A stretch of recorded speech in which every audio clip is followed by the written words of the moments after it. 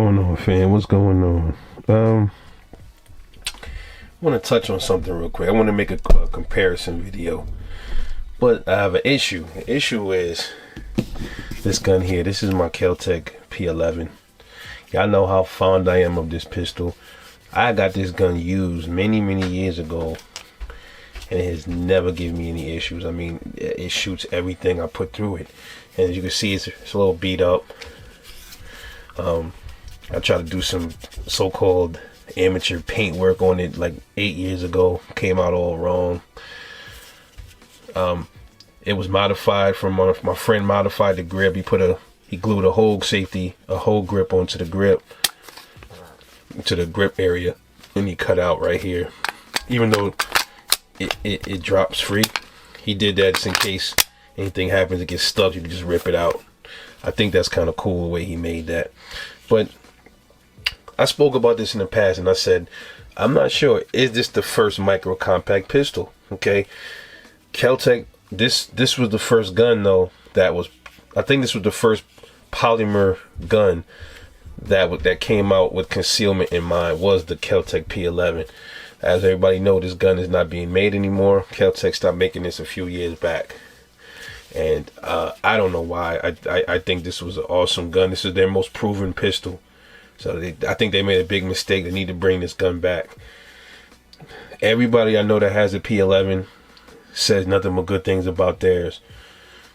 Now the question is the Keltec P11 a micro compact or a subcompact? Now, I made a video about that last year about it being a micro compact, the first true micro compact.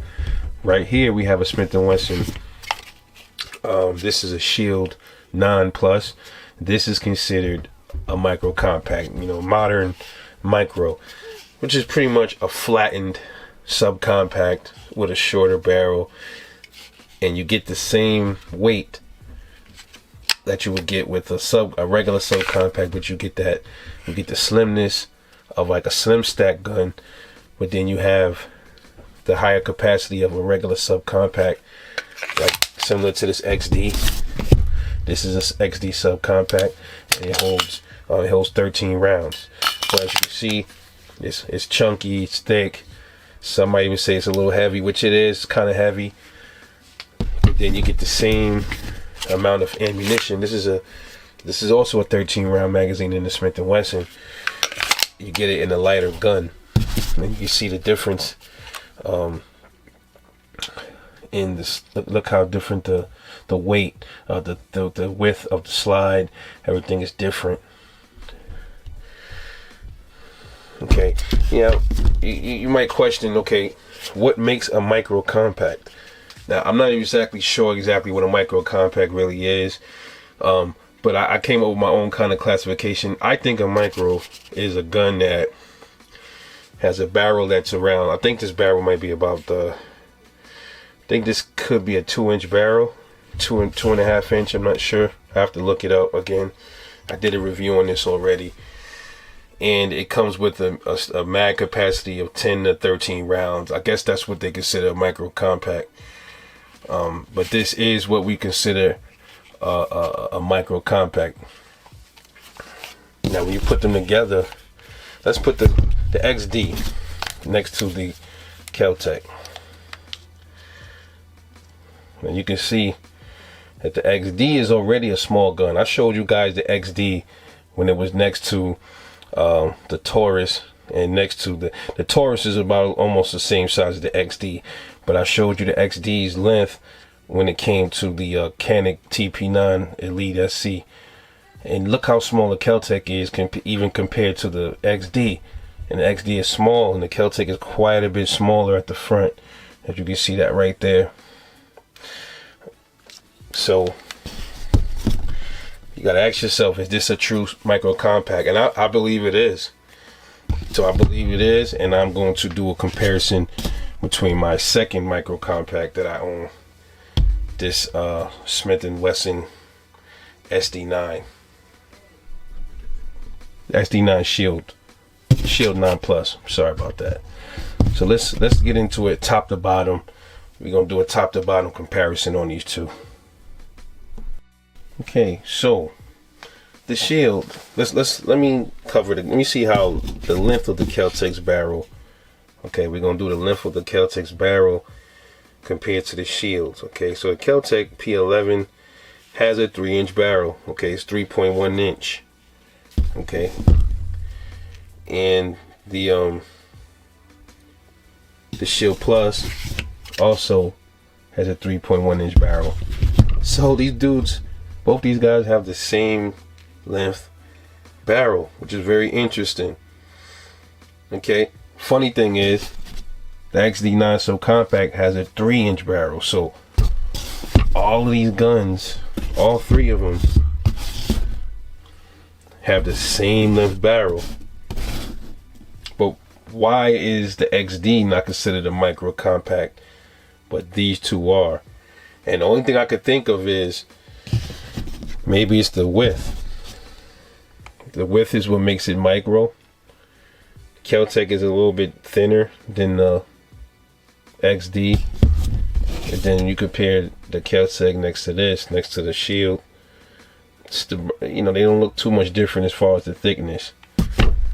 So maybe that's the reason why I think this is not a sub, but this is, to me, a true micro compact pistol, and that's what we will be classifying the Keltec P11 as. Let's get into a top to bottom comparison between these two pistols, man. So the slide, the finish on both of these guns. Smith & Wesson, I think it has the melanite finish on it. Pretty durable finish. You can scratch it, but I mean it's not like it's gonna mar it easily, but it's kind of like the almost similar to the XD's finish. I would say it's a little bit more durable than the XD's, just a slight bit. I would say the Glock's finish is better though. I'll give the Glock a better finish than this one. And the Keltec, it had, you know, when it was new, I guess it had a simple, you know, just a bluing on it, nothing special about this one. Easily wear, you know, when you put it in and out of your holster. Not the best finish on the Keltec. The sights on the Smith & Wesson is obviously the much better sights, much clearer. And I think the Smith & Wesson sights are metal. I think these are metal sights you get on the Smith & Wesson. The Keltec sights are plastic. I had to adjust this a few times when I first got it, because it was, the sight was kind of like hanging to the left. I had to push it in with a like a mallet to get it in there. It's glued in pretty much. The sights are not the best. Pretty gnarled up and banged up. They're plastic. But you know, I never thought to change them out or anything. Even at the range, it shoots well. It's accurate. You can't really get a good sight picture on the front dot, because as you can see, the front sight is a little pieced up too, right here. Because it fell. I've dropped this gun a few times, but when I got it, it was already kind of like banged up. So I never messed with the sights. I just leave them. So the finish and the sights clearly go to the Smith & Wesson 9 Shield Plus. Let's talk about the takedowns, man. The takedowns on these two guns. Smith & Wesson has the takedown that's similar to the XD's, where you rotate this pin down, this lever down, and press the trigger and pull off the slide. Keltec is one of those guns where you have to get like a pin or like kind of like a shell casing and pull this pin out right here, and then you just pull the slide right off. Some people don't like that. It's rather easy. It's way better than the High Points takedown, I'll tell you that. But I would have to give the Smith & Wesson the edge on that, because you don't need any tools to take down the slide. Okay. Triggers. Yeah, I know I'm a fan of this triggers. I mean, they did really good with the trigger on the Shield 9 Plus. Look at this trigger, man.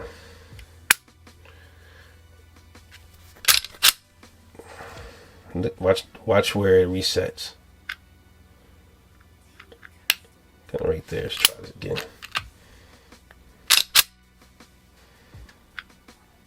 There's like a little creep right there.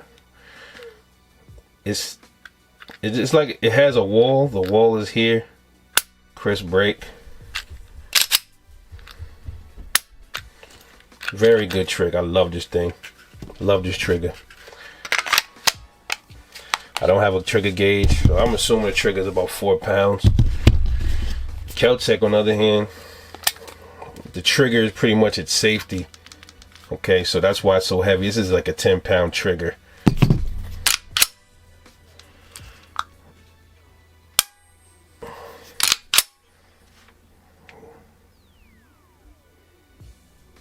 Look how long that reset's way out there. That is crazy. But you know, like I said, when you're shooting, it doesn't matter, man. When you're in a gunfight, you're not gonna pay any of that shit any mind. You're not. Now let's talk about the safeties. Okay, obviously the Smith & Wesson has a trigger safety.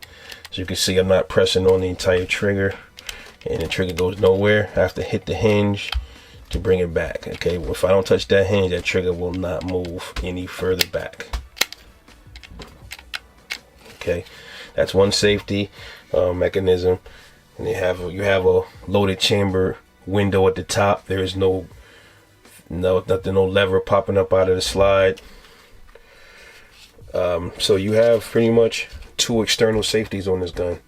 Some of them come with the external slide safety. I don't like that because this is going to be my carry weapon. This is my spring and summer carry weapon right here.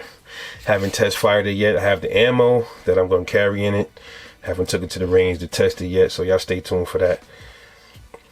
The Keltec, on the other hand, has no external safeties. The only real safety, like I said, is the heavy trigger. That is the safety. So if you was to,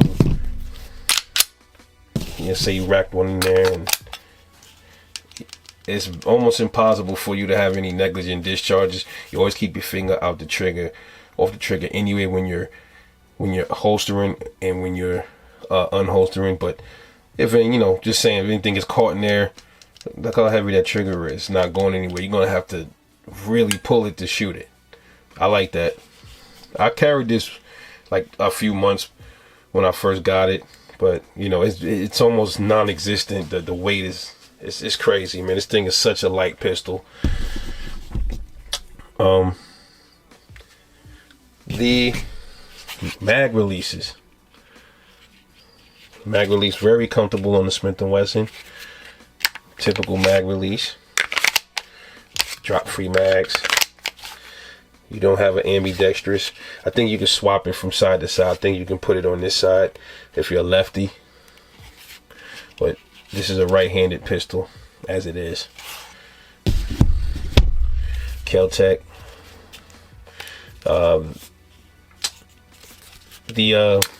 You have to maneuver your fingers around a little bit. It's a little bit less comfortable, this magazine release, than it is on a Smith, but it's drop free, the mags. So I give the nod to the Smith & Wesson on the mag release. In the better location, much more comfortable to use. Neither one of these, well, this gun has, you can call this a rail, I guess. Rather strange looking rail. I'm not sure if, this is not a standard accessory rail like you would get on like these. But there's something there. You can put things under here, but nothing can like latch on like as far as like a rail. I don't know if they make any proprietary rails that go under here, but you can put lasers right here on the trigger guard, and it'll come out, sticks out to like right here. Obviously the Keltec has no rail for you to add any accessories, but you can still add lasers to this just like you can this, so I give them a tie when it comes to that. The grip, very comfortable grip. You can get a good purchase on this gun. Even when you take it, feels comfortable. Even when you take the magazine out, you still feel the comfort to get a good comfortable grip on the gun. Only thing is, some people complain about the texture of the grip. The stippling might be a little rough. It is kind of rough though, kind of like sandpaperish. I think Smith & Wesson should kind of like tone it down a little bit, tone down the grittiness of it. It is a little rough, but it's nothing like too bad. But you can feel it kind of digging in your hands. I haven't shot it yet, so I guess I'll figure it. I'll see how much I like it when I take it out to the range. But I know I'm gonna like the gun. Little stuff like that don't really bother me, like it might bother other people. But that's just something to be aware of if you're considering this. The Kel-Tec, on the other hand, shorter grip. This is a flush magazine, but it's still comfortable to hold in the hand. You don't, your bottom finger does slip off a little bit, but it's nothing bad, nothing too bad. The Smith & Wesson definitely has the more comfortable grip. But even if this didn't have the hole going there, it has the checker in right here, and I always found it to be really comfortable. So as far as the grip, because the Smith & Wesson, the Keltec's grip is more comfortable when it comes to the stippling. This is way more aggressive, but as far as the grip itself, it fits my hand better. The Smith & Wesson gets the nod. Now moving on down to the magazines. This comes with one 13 round mag, and I believe the other mag is I think that one is a 10. I think it's a 10 rounder and a 13 rounder. Correct me if I'm wrong, because I got the other mag put up. So, but this is the flush. This is what you would call the flush mag. Let me see if I can go. I'm gonna go get the other mag and show y'all. Show you the magazine. Yeah, show y'all the other mag. Where is it at? Where is the other mag?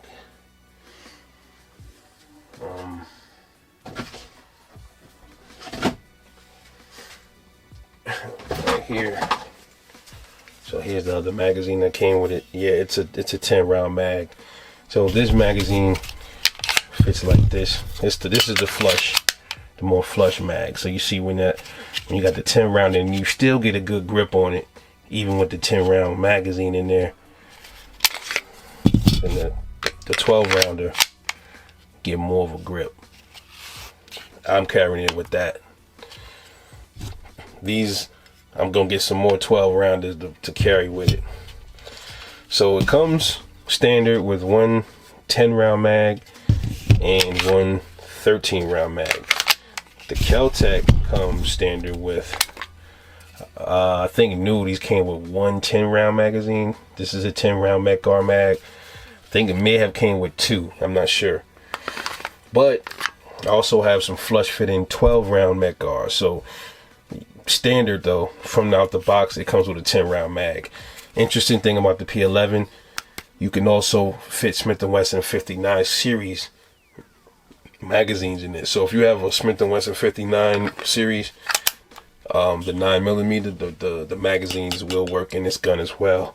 And I think there's other mags that work with the Kel-Tec too, but I know the 59 series Smith & Wessons, those mags, they fit in that gun. Okay, and you get the matte finish magazines with the Shield 9 Plus, and then you get the glossy metal mags with the Kel-Tec. Last but not least, the weight, unloaded weight. So unloaded Smith & Wesson with the 12 round magazine, the one most people will carry. Unloaded, it is 1 pound 4 ounces, which translates to 20 ounces. Yeah, pretty light. Kel-Tec unloaded 10 round magazine, 17 ounces. Would you look at that? 17 ounces, man. This gun ain't even 20 ounces, Bill. It's not even 20 ounces. So I'm assuming when you load it with 10 rounds of 9, or if you have the 12 rounder, which also sits flush like the 10, man, the gun is probably going to be about maybe 21 ounces. It's probably going to be 21, 22 ounces. It's going to be the same weight as this gun unloaded. So Kel-Tec, very innovative company, man. I mean, there's a lot of first that Keltec came out with. And then they don't get a lot of credit, man. They really don't. So clearly the weight, the Keltec wins. So I'm gonna give my honest opinion on which one I would select. And this is just personal. If I had a choice between these two, being I didn't have this one that long. I had this one for many years, and I've tested this out with hollow points, many rounds of full metal jacket. It's never jammed. I mean, I think I put maybe 2,000 rounds through it, maybe a little bit more than that. Never gave me a problem yet. So just for that simple fact, I would have to pick the Kel-Tec P11, my personal opinion, because of the personal track record between it. But overall, the Smith & Wesson has the better trigger, better sights, has the better magazine release, out the box. It has the higher capacity. So the build quality is a little bit better. It's much better. So hands down, the Smith & Wesson takes the cake with that. Only thing that it loses on is the weight. Kel-Tec P11 beats it in the weight. But I'm taking this. If I had to pick a reliable source, I'm running with this one because it's been good to me all these years. So I'm not going to be a snob about it and say, oh, I'm going to pick the Smith & Wesson. But I think it'll hold up longer though, because it's made better. It just is. But I still have no issues with this. But long-term reliability, I think, goes with this. But I can't say that for myself yet because I don't know how good mine's is going to run. So that's why I got to pick this for right now until something changes with this. Just my take. Hope y'all enjoyed the comparison, the tabletop comparison between the Kel-Tec P11 and the Smith & Wesson M&P 9 Shield Plus. This is Rebel 9. Thanks for watching, and I will get to y'all on the next one. And I'm out.